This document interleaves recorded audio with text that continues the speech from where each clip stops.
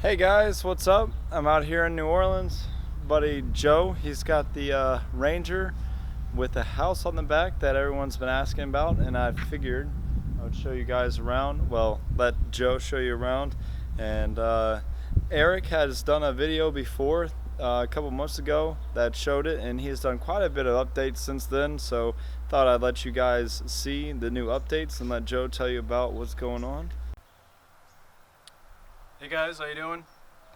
My name is Joe, as you probably know by now, and this is my house, my micro house. Built it all myself. Took about a month to build. It's mostly recycled materials, except for a few things here and there, like the cloud bricks. Were new, a few other things, but mostly it's all scrap stuff, so it didn't cost much, under $1,000. These bars I put on after I got into New Orleans, kind of like as a security measure. I found them actually on just as a ground score. They were from a dog kennel, and they just happened to fit perfectly over my windows. Thermometer here so people can see how hot it is inside or how hot it's not when my dog's in there, because that's where he stays whenever I'm not here. The bead treatment I did kind of like right in the middle of Mardi Gras season. Just kind of really got into the spirit of the celebration, and just it encapsulates New Orleans, and I think it gave it a good little charm to it. Little opening for the gas tank right here, and these are shingles painted white.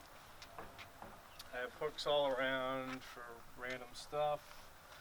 This is one of my blogs. It's kind of like Humans of New York, but it's Mainers, just pictures of Mainers, basically. So then here's my backyard. Got AstroTurf, and then underneath I have a bunch of snacks in here, food. Heck yeah, jackpot. Random stuff. On the other side, I have more like utility sort of stuff. My camp shower is here, and then I got tons of bags. Dog bowl,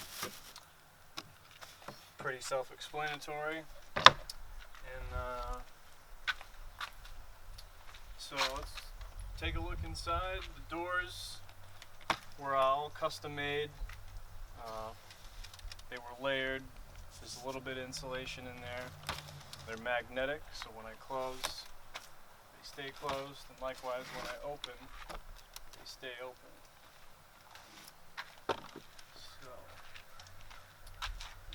I don't know how we're going to do the inside, but we'll just go with it. My bed, obviously. And over here is like there's a small sitting space right there. This doubles as like a table and is also my kitchen. Underneath here is my stove.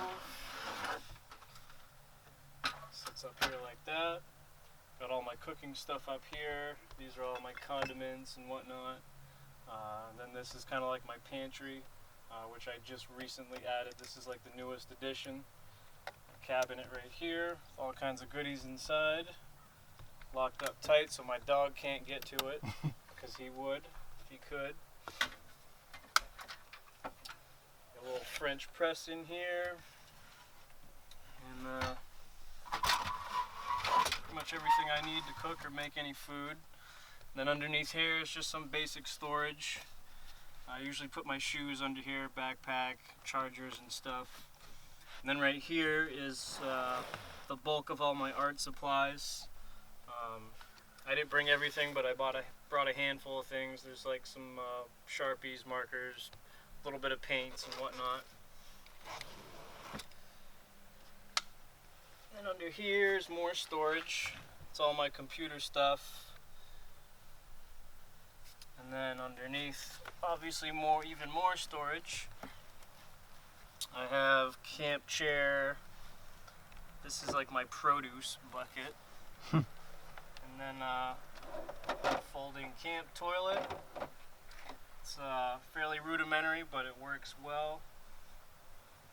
And what else? Over here is another conglomerate shelf system. I have filtered water for drinking. And then this is kind of like just utility water for washing, or I use it for dog and cat water. And then I actually have a fish as well here in like a giant mason jar. His name is Miles. And when I'm traveling, I can seal this up so it's not splashing all over the place. On the very top is kind of like my bathroom, so to speak. I've got my toothbrush and toothpaste, and all the toiletries are up in here. And then as you can see, there's tons of decorations everywhere. I've got all kinds of little unique pictures and little clippings, stuff that I've collected since I've been on the road. Most of what you see I've collected on the road. I only brought a small handful of things from Maine. What else? Up here is like a catch-all utility. I took a old bucket caddy and I cut it up and basically just mounted it up here, and I put all the stuff I use real frequently up there, scissors and pens. There's a spot for my wallet and my phone, so it's kind of like a nightstand. And then I have a shelf back here which has I guess is more of like a nightstand, has all my personal stuff, journals and whatnot. I hang my watch up here, which doubles as like my wall clock. And there is a skylight, which I haven't really used much at all lately because I'm down in New Orleans right now and it's hot as hell. So I've pretty much kept this covered up all the time, but it's a nice little feature. And so the windows are, I don't have anything in there right now except for screen, but if it's raining or if it's cold out, I have basically just some plexiglass, some Lexan that I cut. This is like a third of the window, so I can, basically this just bends in and there's like notches, so this can slide.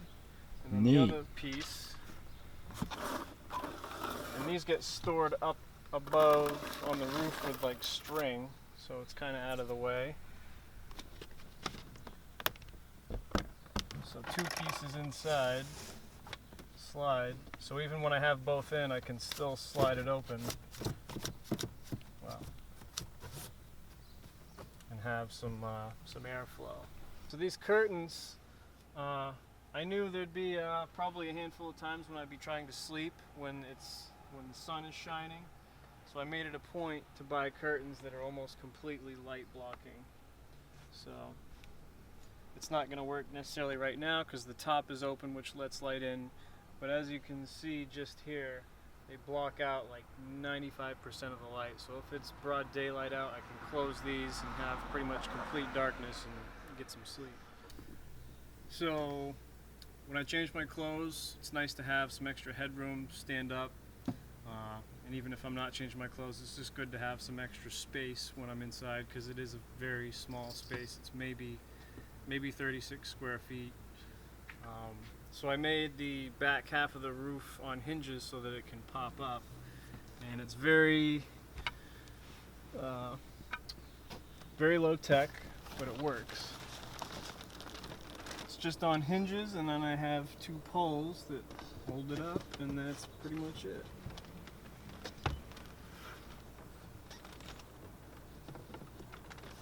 It really does change the way just the atmosphere feels in here. It just opens it up. I got my map up here, my route roughly planned out. This portion up here I may or may not get to this year, but so far started here up in Maine, took the coast all the way down to Florida, and now we're here. And the next stop is going to be Austin, and then a place called Marfa, which is near El Paso, and then El Paso, where I've got a bunch of family. And eventually California is the main goal, and then eventually back to Maine. Yeah. So as you can see, the material that I used is just Tyvek, and it works because it's really sturdy. It's like you can't tear it at all. The only way to like really do any damage to it is to cut it. So It's breathable, it's air and watertight. And what did you use for the roof on top of that? The roof is actually, it's like a 1/4 inch layer of insulation foam. And then covering the whole entire top of the foam is one giant sheet of a material called Typar, which is like Tyvek, but it's actually a little sturdier. So what do you do normally for like showering and whatnot? Showering, I just have it's a Coleman Camp shower. It's just a black bag, holds about 5 gallons of water, has a hose and a spout, it's gravity fed, and it's solar, heats up in the sun. And my friend here who actually has one. There we go. All right. $8 a year close enough? off Can you local see it? Walmart. Yeah, it's $8 at Walmart. So I can be independent. I don't have to rely on going to a gym or bugging any friends for showers. It just adds to that level of independence and self-sufficiency. All right. And your cab area here is kind of still pretty much stock, right? Well, not really, I guess. It's pretty stocked. We've got a lot of these are insulation panels for when I'm staying somewhere where it's cold. I can put these in the big bay windows, and that prevents any major drafts from coming in. 6-gallon water tank, very handy. And then behind that I just have a bunch of this is like my utility closet, various tools, products, bleach, stuff like that. My cat food is here. This big black container is all my dog food. And then everything down here is pretty much all my tools, drills and screwdrivers and anything I could probably need while on the road. I got a first aid kit behind the seat, umbrella, there's a little camp chair under there, and then I usually keep this is like my dirty laundry bag, which usually stays up here. This is a package that's going home, and then this is my briefcase for my poetry, which I got into after coming to New Orleans. It's basically, we just set up as a street poet, and people will come to us and they can pick a topic, and then I'll write a poem about it, and then after they've read it and it's all done, they can pay whatever they want to pay. And lately that's how I've been making a living, and it's worked very well. And prior to that, you did mostly like savings based and just kind of had a set amount that you were living off of for When a I min time? first left Maine, I had a good chunk of savings, so I didn't really need to make money, but I did supplement here and there with street performing. I play guitar too, Right.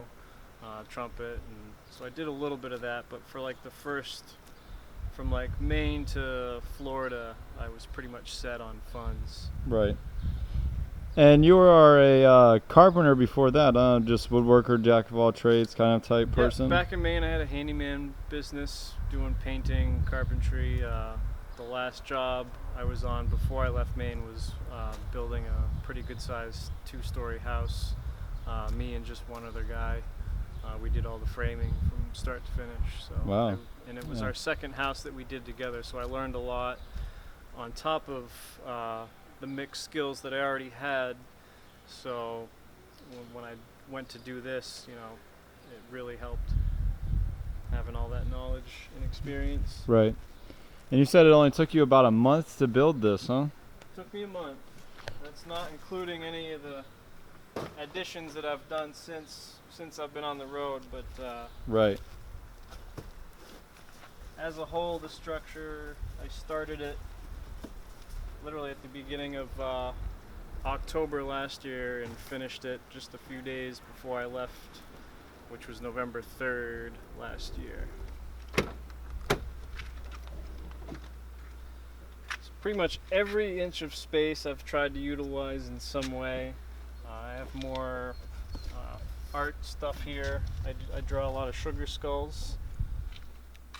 So this is like a display board I made so I can hopefully try and sell some art while I'm on the road. Yeah, I know a lot of people you could send those to, man. They would love that. That's cool. Digital one. That's cool, man. There's bigger ones, medium ones.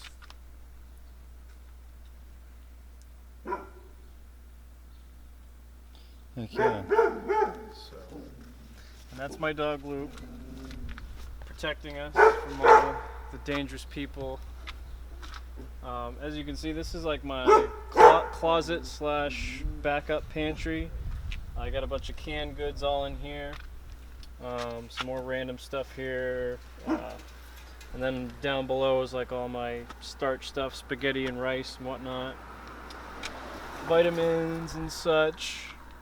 And then tucked in behind the seat, this is all the fancy parchment paper I use for poetry.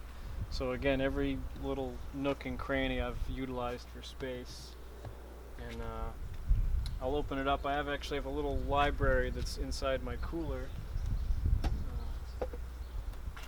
Right there. Some books inside there. That's awesome.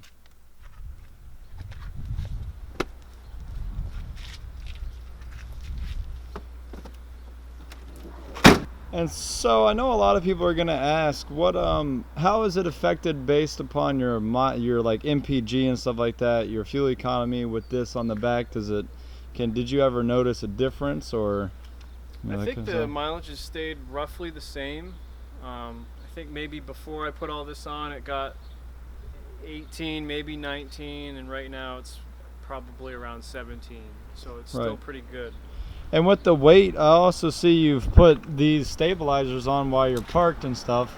Yep. But you've done some other stuff. It looks like this suspension for when you're driving. This is just basically called a helper spring, and it's just a additional leaf spring that you can retrofit to your existing leaf springs. It gives you that much more support. Oh, and it looks like you got Tyvek on the bottom too, huh? Yep, Tyvek all on the bottom to keep any moisture from going up in. See, that's smart. Most people wouldn't even think about that. And then these, when I park, I just prop these under here. They're just stilts, and they keep the suspension from going up and down when I'm inside there. Keep it motion of the ocean a little lower, huh? Right. Awesome, man. So with everything being said, do you have any good advice or tips for people that are trying to do this lifestyle, maybe get out on the road and travel and do kind of what you're doing? The biggest things that pop into my head are just keep it simple. Don't try to complicate things. If you're building something yourself, try to keep everything very low tech. That way if things break, it's easier to fix. You know, the same old saying, less moving parts, less problems. And other than that, I guess if you've ever thought about doing anything like this, you're going to be way better off if you don't put it off. Do it as soon as possible. Before I got into this trip and this lifestyle myself, I did a little bit of homework and like some Googling about, you know, what you should know going across the country and this and that. And through a bunch of different articles that I read, there was a consistent thing that a lot of people were saying, which is what I just told you, is do it as soon as you can. Don't wait. You'll be very glad that you did. If you don't do it now, you may never do it. So. Awesome. Well, thank you, Joe. That's very good advice. Well, Joe, I really appreciate you showing us around. I'm sure everybody else out there on YouTube land is going to love it. Joe has definitely had a lot of videos in the works, and he is definitely going to be starting his channel sometime. Very soon. Soon. And when that happens, I will definitely put the link to everything in the description and all over the video. You guys definitely need to check out his website, peopleofmaine.net. And he has a lot of good content, really good blog site as well. If you're interested in following my travel antics and whatnot, I have another blog called uncletravelingjoe.com. Yes, that one's really cool. He's got a lot of cool stories about people that he's met, and really good write-ups about stuff about the lifestyle here and things that he's learned. And it's really cool, guys. I definitely encourage all of you guys to check it out. Definitely a cool cat for sure. All right, Joe, thank you, man. Thank you, guys. See ya, bro.